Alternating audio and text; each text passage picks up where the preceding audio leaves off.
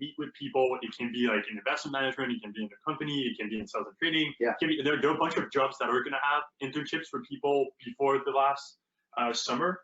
And then having that internship shows that like first you're interested in finance, allows you to like get it going and like experience what it is like to work in a professional setting, and helps you obviously to recruit for the next one. Right. And how much did you like? You talked about kind of informal way of getting the job. There's like, again, this is a great example because there's just so many different ways you can land that first job. You just don't know. I think approaching it in these different avenues.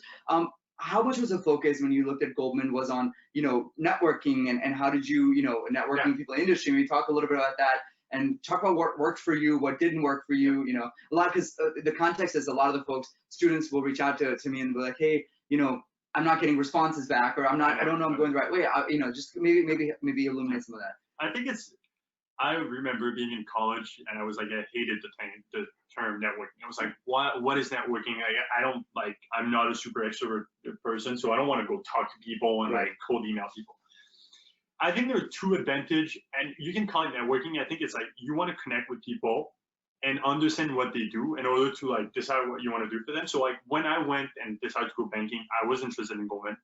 I reached out to a few people, and my goal was to learn about Goldman, the culture, by speaking to those people. I don't think talking to those people helped me get in the interview process, but once I was in the interview process, having an understanding of what the culture was at Goldman, and you can only get an understanding of the cultures, of the place culture by like talking to people, really helped me go through the interview process.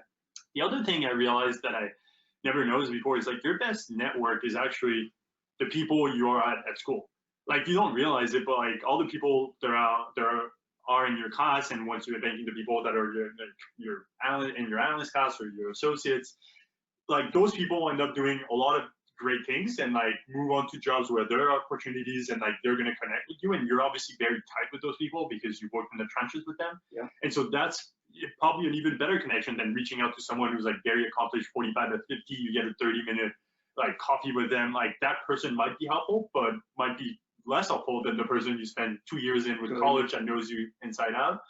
And so like when you think about building your network, it doesn't mean like going out and meeting with a bunch of accomplished professionals. It means like starting with the people that work around you, and like that network, like I was shocked like coming out of McGill, and so I went to McGill, which is not like a target school for a lot of the jobs in the US, but I probably have like 14 or 15 people in my class I'm very tight with. We're a fairly small finance program that are now all in New York or San Francisco, and I meet with them all the time. They're in, like, some of them are in hedge funds, some of them are in banking, some of them are in consulting, some of them moved to PE, a couple of us are in venture capital. So it's kind of cool, and like we're building up that all the time.